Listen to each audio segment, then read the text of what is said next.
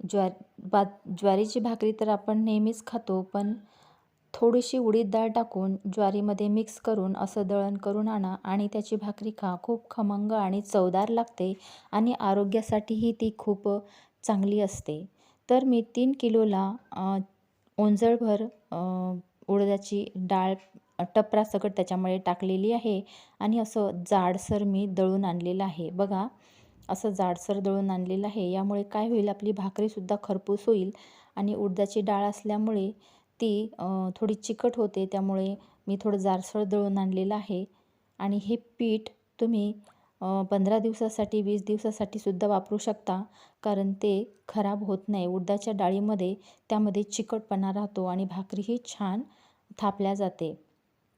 चला तर छान जसं पाणी लागेल तसं कणिकेमध्ये टाकूया आणि ज्वारीचं कणिक मळून घेऊया.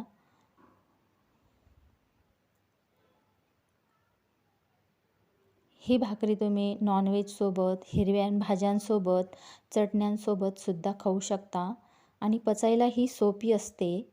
म्हणून ज्वारीची भाकरी ही नेहमी आपण खाल्ली पाहिजे आणि उडदाच्या डाळीमुळे त्याला आणखीन खमंग असा स्वाद येतो. एकदा नक्की आणून बघा आणि करून बघा, तुम्हालाही आवडेल. आणि नेहमी जर तुम्ही असं खात राहिले ह्या भाकरी उडदाची डाळ टाकून, तर आपल्या आरोग्यामध्ये सुद्धा सुधारणा होते. हाडे बळकट होतात. उडदाच्या डाळीमुळे आपले हाडेही बळकट होतात. भाकरी आता खालून भाजलेली आहे. मी पाण्याचा शिरकावा देते आणि वरून पूर्ण भाकर छान पाण्याने अशी सारवून घेते. खालून भाकर भाजलेली आहे. आता मी तिला उलथण्याने पलटून घेते. चला तर मी ही थोडंसं खालचा भाग भाकरीचा भाजीपर्यंत थोडंसं आवरून घेते. ही भाकरी खरंच चवदार आणि आरोग्याससुद्धा हितकारक आहे. चला, खालून भाकरी भाजलेली आहे आणि मी आता गॅसवर भाजणार आहे. बघा कशी टम्म फुगलेली आहे आणि खरपूस आणि वाससुद्धा खूप सुगंध तिचा छान येत आहे. खरपूस अशी भाजलेली आहे आणि त्याचा सुगंधसुद्धा खूप सुंदर येत आहे.